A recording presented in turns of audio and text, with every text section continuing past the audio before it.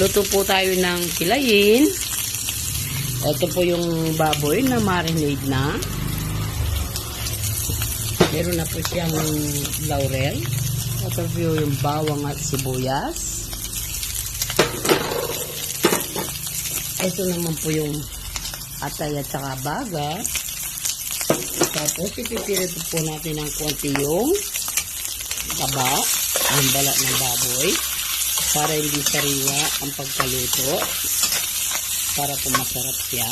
Palabasin natin. Dito tayo po magigisa sa sarili niyang taba. Ayan po. Dito lang po natin. Ayan po. Medyo ano na po yung baboy natin, kaya alisin ko na po to. Maggisa na po ako. Ayan, no. Maggisa na po tayo ng, hindi pa pala po, igigisa ko pala po yung baga. Gagawin ko muna siya ng medyo ano ba ang tawag doon? Medyo sunog-sunogin ng konti yung baga. Igisa ko po yung bawang.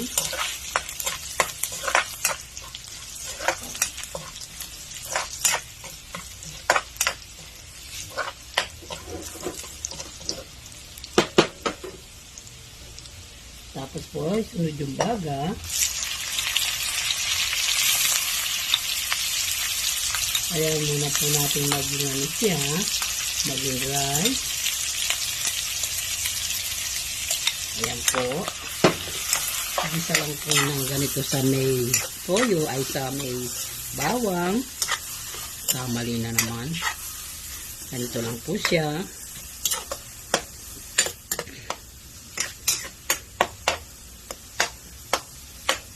Ganyan lang po ang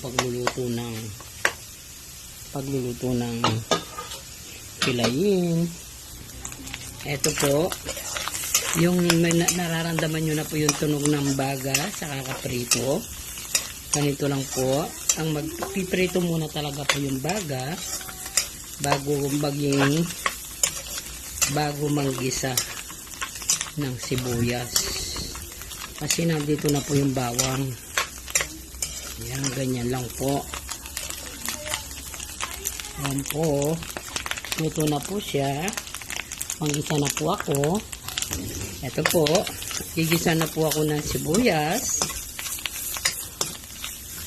Tapos ilalagay ko na po yung na-marinade ko ng baboy. Ayan po. Ito po. Ilagay na natin. Ito po yung kilayin ko. Ganito lang po. Ayan. Takpan po natin. Ayan natin lumabas yung sabaw. Ito po.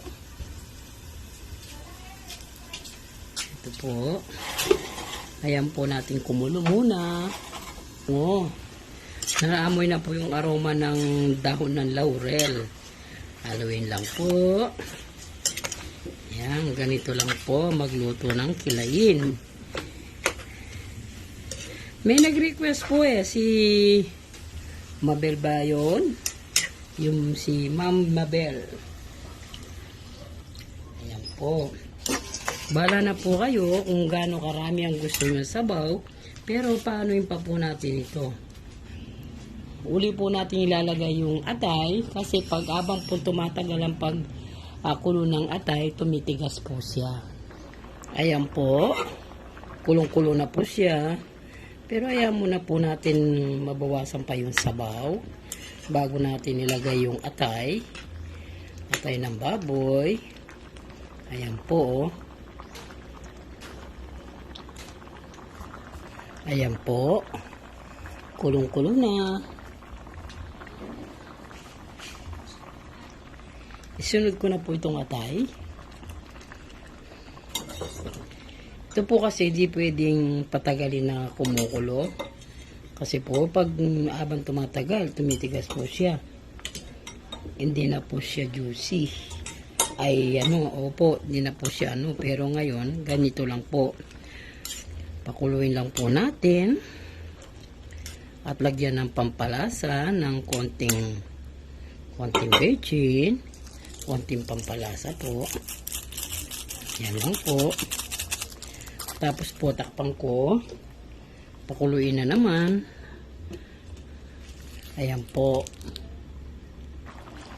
Tignan po natin kung ano ang lasa ng ating kilayin. Ayan po. Tikman po natin ang kilayin natin. Ayan, sarap. Tamang-tama lang ang timpla sa suka. Kanina po minarinig ko suka na may paminta at saka dahon ng laurel yung baboy. Para po sipsipin niya yung asim ng suka. Ayan po. Ayan po ang ulam namin. Masarap na kilayin. Ayan po, luto na po yung ulam natin. Kakain na po kami. Hindi pa po kasi kami nanangalian. Ito po, luto na po. Kain na po tayo. Kain na po tayo ng kilawin. Ayan po. Ito po. Kain na po tayo. Thank you po. Salamat.